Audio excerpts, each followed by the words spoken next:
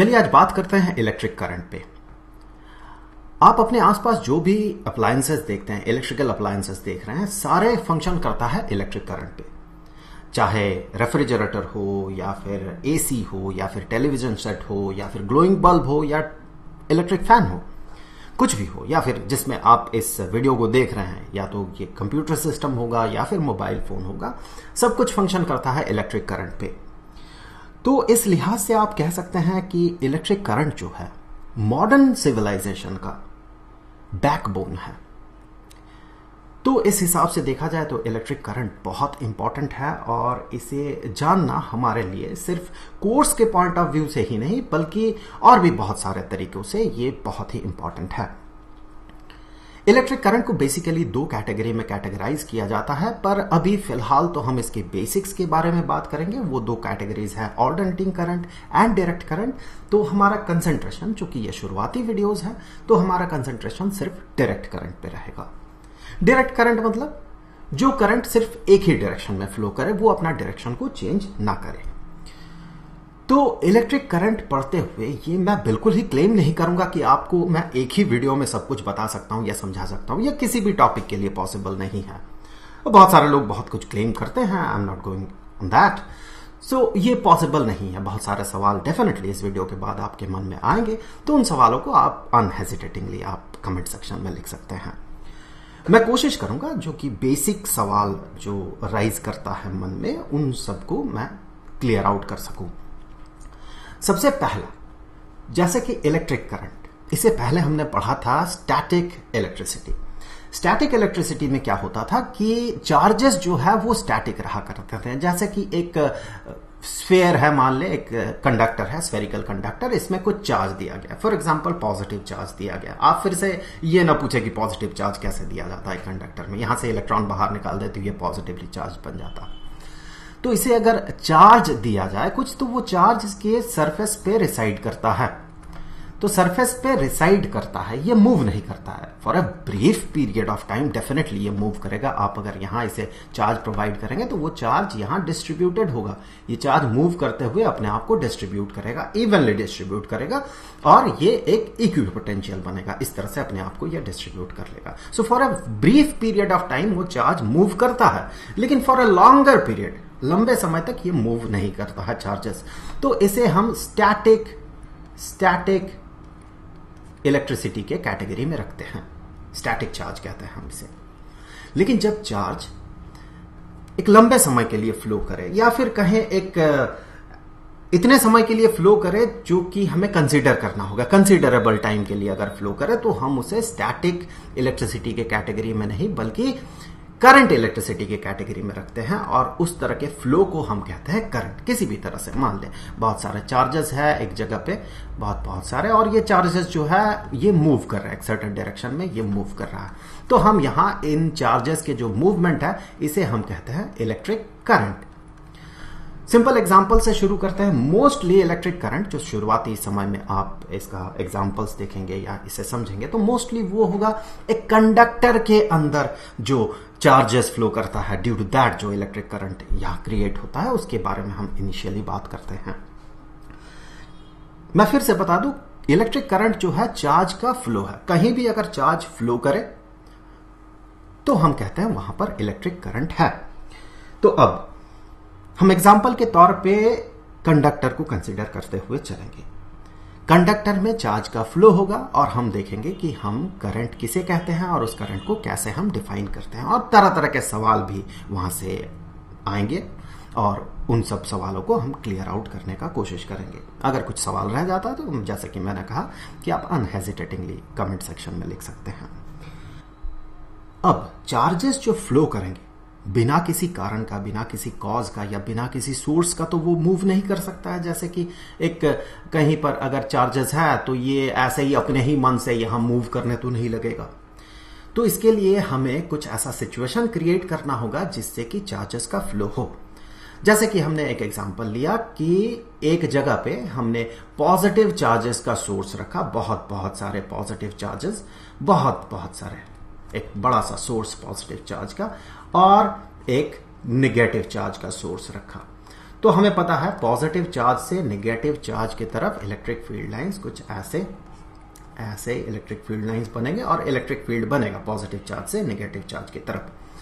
लेकिन अगर यहां एयर रहे, जो कि बहुत ही बुरा कंडक्टर होता है इलेक्ट्रिसिटी का, तो ये इन चार्जेस को फ्लो होने नहीं देगा।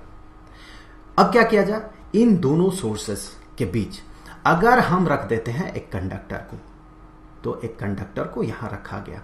प्रैक्टिकली आपको ऐसे दो सोर्सेस नहीं मिलते हैं, इन दोनों के जगह पे हमें मिलता है एक बैटरी। जैसे कि एक बैटरी का ये नेगेटिव टर्मिनल और ये मान ले बैटरी का पॉजिटिव टर्मिनल।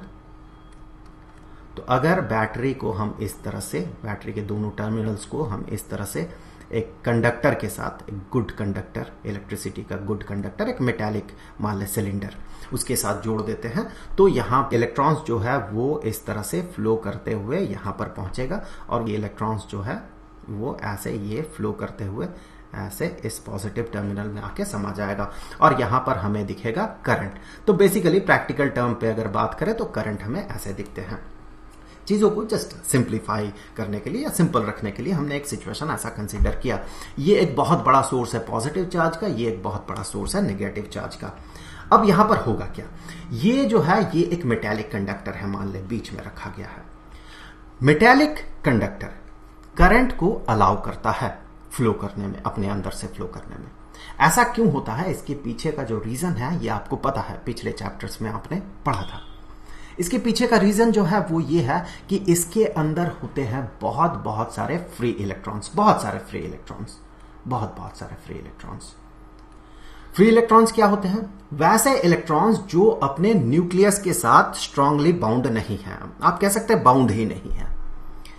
क्यों बाउंड नहीं है, वो जो एटम्स है अपने सराउंडिंग एटम्स के पोजीशन के कारण और उनके बीच का इलेक्ट्रिकल अट्रैक्शन और रेपल्शन के कारण ऐसा सिचुएशन बीच में क्रिएट होता है किसी किसी जगह पे, जहां पर कि जो वैलेंस इलेक्ट्रॉन होता है उसमें कोई भी नेट फोर्स नहीं लगता। उसका जो अपना न्यूक्लियस है उसे वो खींचता है और अपने आसपास के सराउंडिंग्स में जो भी नेबरिंग न्यूक्लियसेस है, न्यूक्लियई है, वो उन्हें अपोजिट डायरेक्शन में खींचता है, तो नेट फोर्स वहां जीरो हो जाता है और वो इलेक्ट्रॉन जो है वो फ्री बन जाता है।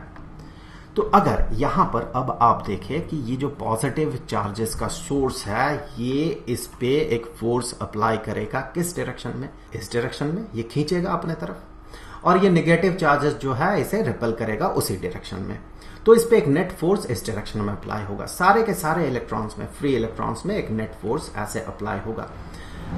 ऐसा सिचुएशन में कुछ लोग, कुछ अति ज्ञानी लोग यहाँ यूट्यूब में अवेलेबल तो हर जगह पे हैं, वो यहां पर आते हैं फिर कहते हैं कि ड्रिफ्ट वेलोसिटी नहीं बताया, एटसेट्रा और करंट इलेक्ट्रिसिटी बता दिया, वो कैसे। तो भाई मुझे लगता है ऐसे लोगों को यूट्यूब पर नहीं आना चाहिए वीडियो देखने, कम से कम उन्हें अपना ही चैनल खोल के वीडियो बनाना चाहिए, क्योंकि वो अति ज्ञानी लोग हैं। पहले ही वीडियो में, अगर करंट इलेक्ट्रिसिटी के पहले ही वीडियो में मैं आपको ड्रिफ्ट वेलोसिटी के बारे में बता दूं, then you will be definitely, from my point of view, you will be confused. There is no doubt about that. Confusion ज्यादा होगा और फिर ज्यादा कंफ्यूजन से पता ही है क्या क्रिएट होता है, रट्टू पोपट्स क्रिएट होते हैं। तो ये मेरा इंटेंशन बिल्कुल नहीं है। So I am keeping the things very simple. So ये फ्री इलेक्ट्रॉन्स जो है इन पे नेट फोर्सेस इस डायरेक्शन में एक्ट होगा। जैसे ही नेट फोर्स इस पे एक्ट होने लगेगा तो ये फ्री इलेक्ट्रॉन्स जो है ये इस डायरेक्शन में मूव करने लगेंगे।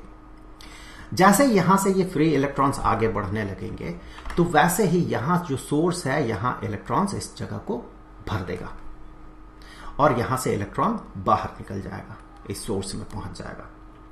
सो जो नंबर ऑफ इलेक्ट्रॉन्स है, फ्री इलेक्ट्रॉन्स है, वो कांस्टेंट रह जाता है कंडक्टर के अंदर। अगर करंट इलेक्ट्रिसिटी की बात करें तो अगर इलेक्ट्रिक करंट फ्लो करे तो ऐसा नहीं है कि किसी एक समय पे बहुत सारे इलेक्ट्रॉन्स वहां पर पहुंच जाएगा कंडक्टर के अंदर, नहीं।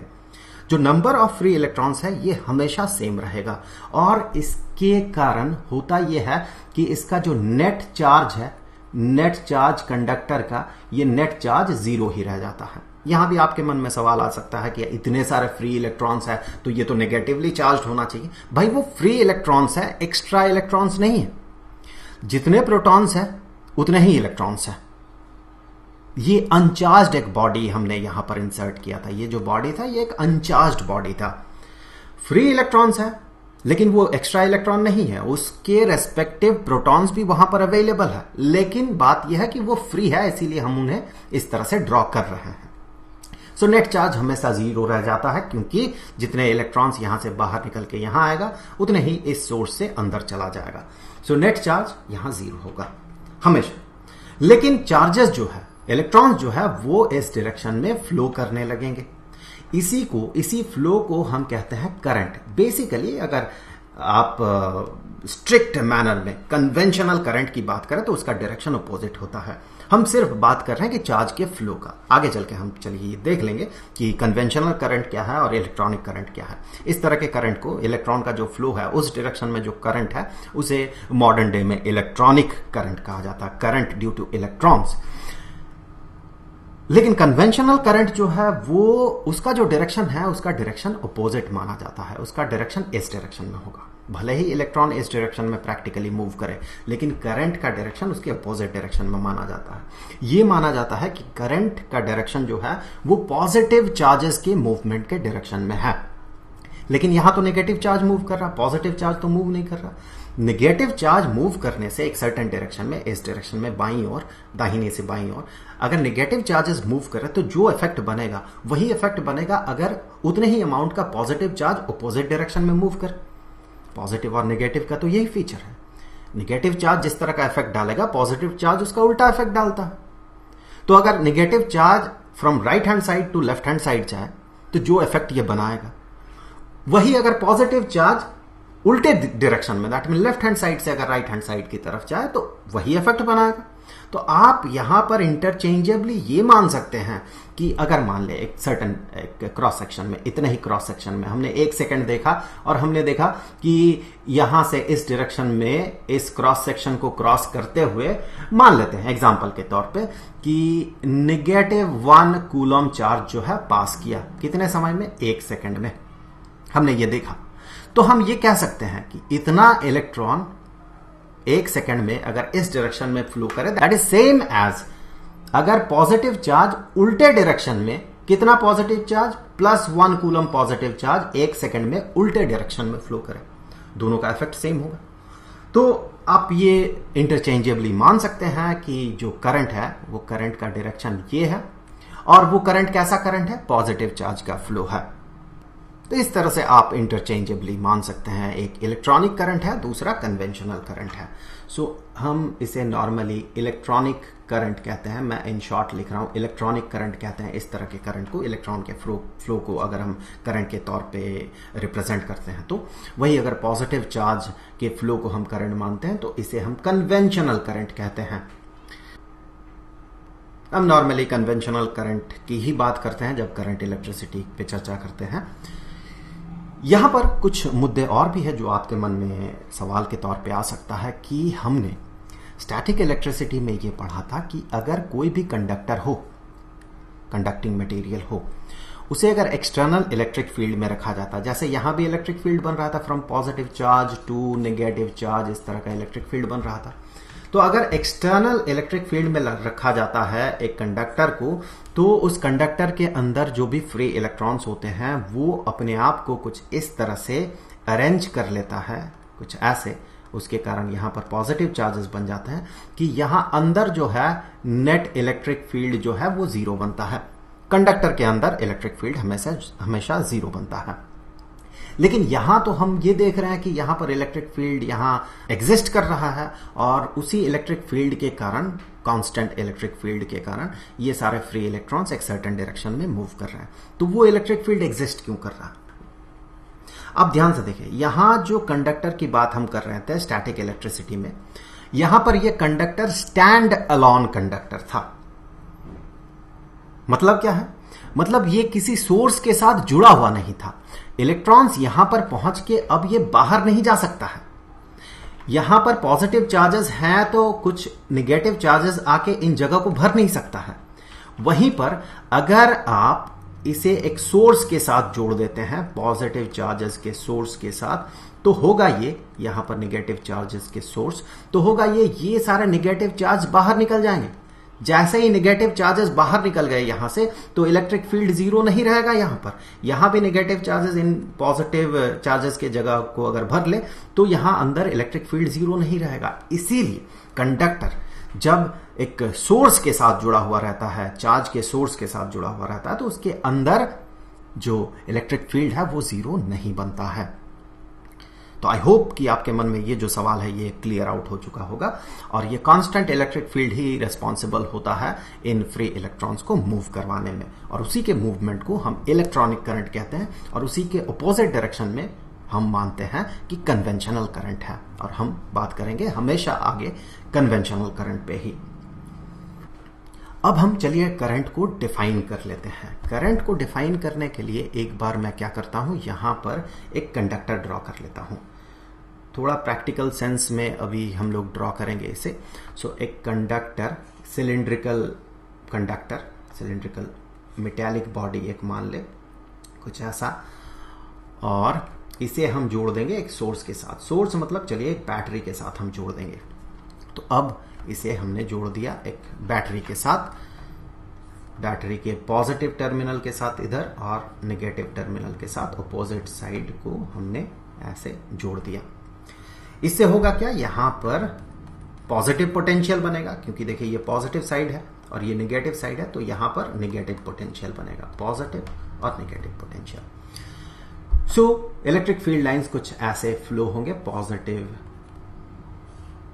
पोटेंशियल से नेगेटिव पोटेंशियल की तरफ, और अंदर जो भी फ्री इलेक्ट्रॉन्स होंगे उस पे जो फोर्स अप्लाई होगा उसी के अपोजिट डायरेक्शन में फोर्स अप्लाई होगा। तो चलिए कुछ फ्री इलेक्ट्रॉन्स ऐसे, कुछ फ्री इलेक्ट्रॉन्स ऐसे, और इन पे एक्ट कर रहा है कुछ फोर्स इस डायरेक्शन में, उसके कारण इसका फ्लो होगा, जिसे कि हम करंट कहते हैं। अब हमें उसी करंट को डिफाइन करना होगा कि हम एग्जैक्टली करंट किसे कहेंगे। यहां तो बहुत सारे फ्री इलेक्ट्रॉन्स मूव कर रहे हैं, तो सारे के सारे फ्री इलेक्ट्रॉन्स के मूवमेंट को हमें कंसीडर करना है, फिर करंट को डिफाइन करना है। क्या हम ऐसे कहेंगे कि जितने टोटल चार्जेस का फ्लो हो रहा है वही करंट है? नहीं, इसका कोई प्रैक्टिकल एप्लीकेशन नहीं है और हम इसे आगे यूज नहीं कर पाएंगे। इस तरह अगर हम करंट को डिफाइन करेंगे तो उसका कुछ खास मतलब नहीं निकल के आएगा और उसे हम यूटिलाइज नहीं कर पाएंगे। हम साइंस को यूज क्यों करते हैं, हम साइंस पढ़ते ही क्यों हैं? चीजों को आसान करने के लिए, ताकि आगे चल के डिफरेंट सिचुएशंस में हम उस नॉलेज को अप्लाई करें और जो आउटकम है उसे प्रेडिक्ट करने का कोशिश करें। और जितना सही हम प्रेडिक्ट करेंगे उतना ही हमारा जो नॉलेज है उतना ही रॉबस्ट होता है। तो अब इसे बेहतर यूज करने के लिए, ताकि आगे इसका प्रॉपर एप्लीकेशन हम कर सके, इसके लिए करंट को कुछ ऐसे डिफाइन किया जाता है कि एक कंडक्टर की ही बात कर ले, अगर इसी कंडक्टर में इलेक्ट्रिक करंट की बात करें तो इस कंडक्टर में किसी भी क्रॉस सेक्शनल एरिया को अगर आप कंसीडर करें तो एक क्रॉस सेक्शनल एरिया हम कुछ ऐसा कंसीडर कर लेते हैं। एक क्रॉस सेक्शनल एरिया कहीं भी ले सकते हैं हम। सो एक क्रॉस सेक्शनल एरिया हमने कुछ ऐसा कंसीडर किया। यहां पर थोड़ा कलर बदल दूं। सो यहां पर एक क्रॉस सेक्शनल एरिया कुछ ऐसा, इस क्रॉस सेक्शनल एरिया से या इस क्रॉस सेक्शन से यूनिट टाइम में जितना चार्ज फ्लो करेगा वही होगा इस कंडक्टर में करंट। सो करंट को हम कुछ ऐसे डिफाइन करते हैं कि करंट ये होगा चार्ज क्रॉसिंग,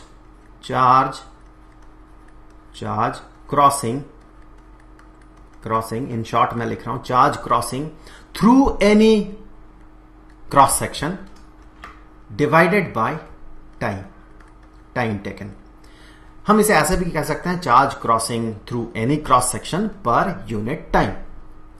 तो अगर हम यहां पर इसका यूनिट देखें, चार्ज क्रॉसिंग का यूनिट क्या होना चाहिए? चार्ज क्रॉसिंग का यूनिट कूलम होना चाहिए। कितना चार्ज क्रॉस किया, कूलम उसका यूनिट होगा। और टाइम का यूनिट क्या होना चाहिए? सेकंड होना चाहिए।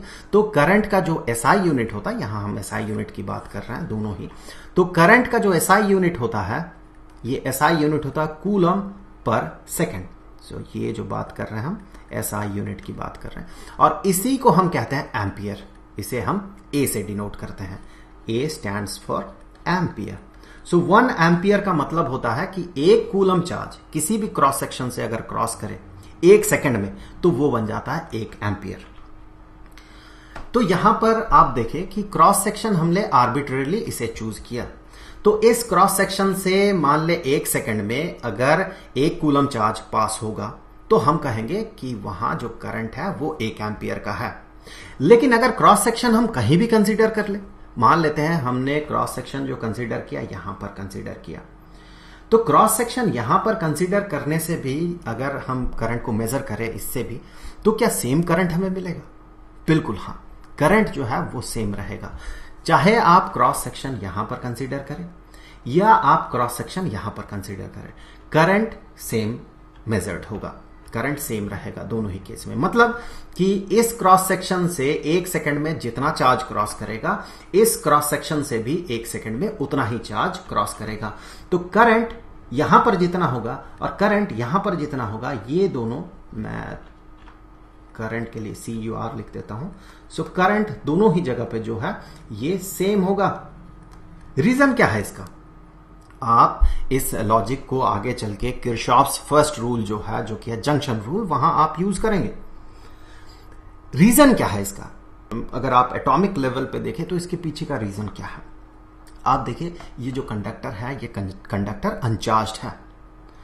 अगर मान ले ऐसा नहीं होता कि चार्जेस जो है यहां से जितना फ्लो करके अंदर आ रहा है यहां से उतना फ्लो करके बाहर नहीं जा रहा। फॉर एग्जांपल, चलिए एग्जांपल के तौर पे हम मान लेते हैं, अभी ये जो सिचुएशन है ये तो अनचार्ज्ड बॉडी है, भले ही यहां पर फ्री इलेक्ट्रॉन है लेकिन है तो अनचार्ज्ड बॉडी।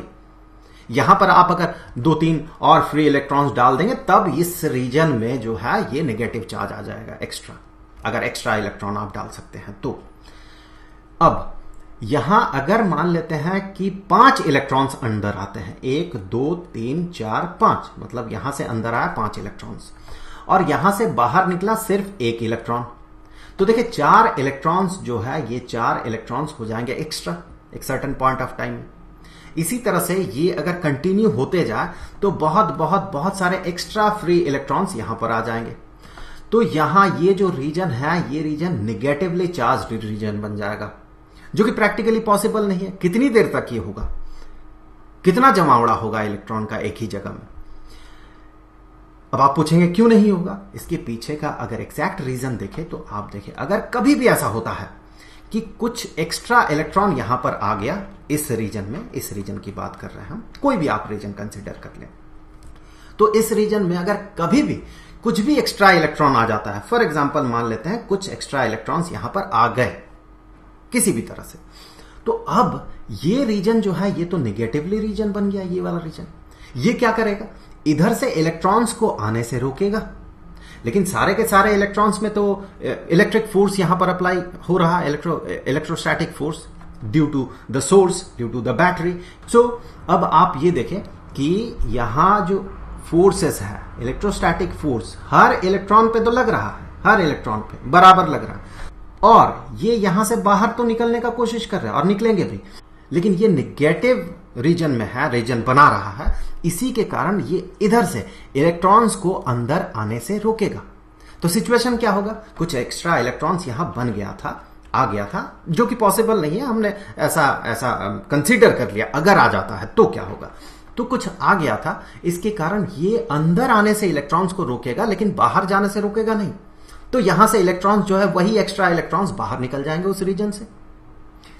इक्विलिब्रियम तभी बनेगा जब कोई भी नेट चार्ज किसी भी रीजन में नहीं रहेगा, चाहे आप रीजन यहां कंसीडर करें या फिर आप रीजन किसी और जगह पे कंसीडर करें। एक क्रॉस सेक्शन मैं और ड्रॉ कर लेता हूं। चाहे आपका कंसीडर्ड रीजन ये हो, किसी भी रीजन में एक्स्ट्रा इलेक्ट्रॉन्स नहीं रह सकते हैं। जैसे ही थोड़ा सा भी एक्स्ट्रा इलेक्ट्रॉन्स आ जाएगा वहां पर, वो अंदर आने से इलेक्ट्रॉन्स को रोकेगा लेकिन बाहर जाने से नहीं रोकेगा, उसे हेल्प करेगा बाहर जाने में। तो वही एक्स्ट्रा इलेक्ट्रॉन अगर कहीं से आ भी जाता है, हाइपोथेटिकली मान लेते हैं आ गया वो एक्स्ट्रा इलेक्ट्रॉन, तो वहां से वो बाहर निकल जाएगा और वो जो रीजन है वहां हमेशा जो है नेट चार्ज वो 0 ही रहेगा। इसीलिए कहा जाता है क्रॉस सेक्शनल एरिया आप कहीं भी कंसीडर कर ले, जो करंट है वो सेम रहेगा। तो अब जाते जाते 1 एम्पियर जिस पे कि हमने बात किया था, इसे एक बार मैं यहां पर लिख भी देता हूं कि 1 एम्पियर जो है ये बराबर है किसी भी क्रॉस सेक्शनल एरिया से 1 कूलम चार्ज अगर पास करे इन 1 सेकेंड। तो आई होप कि ये वीडियो आपके लिए हेल्पफुल रहा होगा। अगर अब भी कोई सवाल बचा हुआ है बेसिक करंट इलेक्ट्रिसिटी पे तो आप बेहिचक कमेंट सेक्शन में लिख सकते हैं। तो मिलेंगे आपसे अगले वीडियो में, तब तक के लिए गुड बाय।